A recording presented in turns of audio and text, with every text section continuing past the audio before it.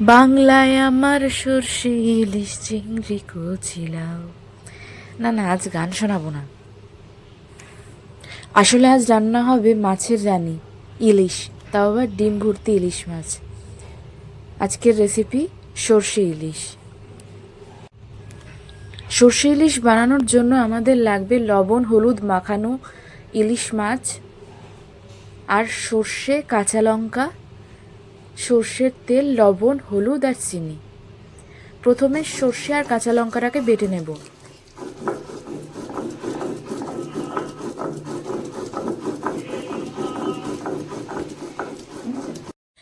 সর্ষে বাটা হয়ে গেলে ইলিশ মাছগুলোতে সর্ষের বাটাটা মাখিয়ে নেব।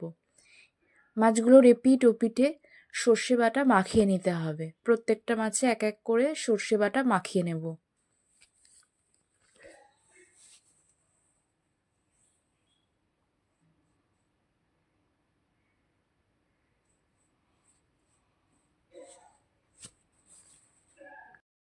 সর্ষে বাটা মাখানো হয়ে গেলে এটাকে 7 থেকে 10 মিনিটের মতো রেস্টে রেখে দেব।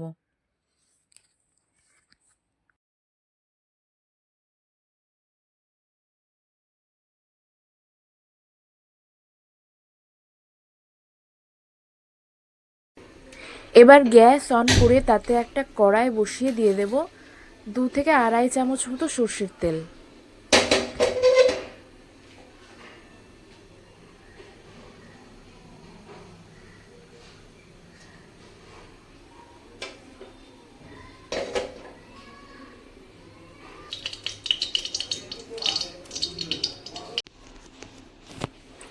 তেল গরম হয়ে গেলে তার মধ্যে দিয়ে দেব কালো জিরে আর কাঁচা লঙ্কা। কালো জিরে আর কাঁচা লঙ্কাটাকে 1 মিনিট মতো ভেজে নেব। তারপর দিয়ে দেব সর্ষে বাটা মাখানো মাছগুলো।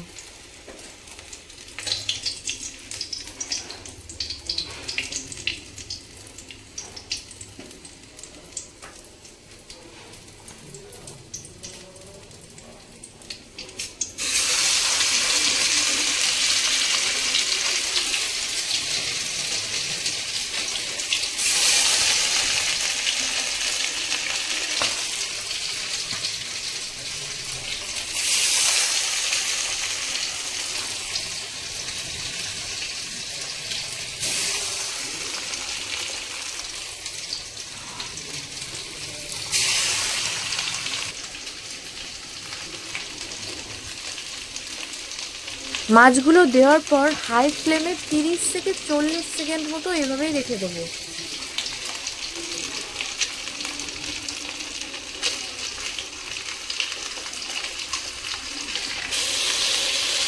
এরপর এর মধ্যে দিয়ে দেব সর্ষের বাটি ধোয়া জলটা, দিয়ে দেব স্বাদ মতো লবণ আর 1 চা চামচ হলুদ। এবার ঢাকনা দিয়ে দেব মাছগুলো সিদ্ধ হবার জন্য। মাঝখানে একবার মাছগুলোর এক পিঠ হয়ে গেলে আর এক পিঠ উল্টে দিতে হবে, তারপরে আবার ঢেকে দিতে হবে।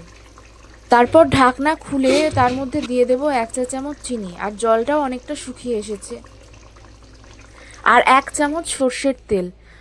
সর্ষে বা পোস্ত রান্নার কিন্তু এটাই ম্যাজিক ট্রিক। তারপরে সর্ষে ইলিশটা একটা বাটিতে নামিয়ে দিয়ে দেব 2টো কাঁচা লঙ্কা, দিয়ে ঢাকনা দিয়ে দেব যাতে ফ্লেভারটা বেরোয়। ভিডিওটি ভালো লাগলে ভিডিওতে একটি লাইক করে দেবেন এবং চ্যানেলটিকে সাবস্ক্রাইব করে পাশে থাকবেন, আর কমেন্ট করে জানাবেন কেমন লাগলো আপনাদের এই ভিডিওটা।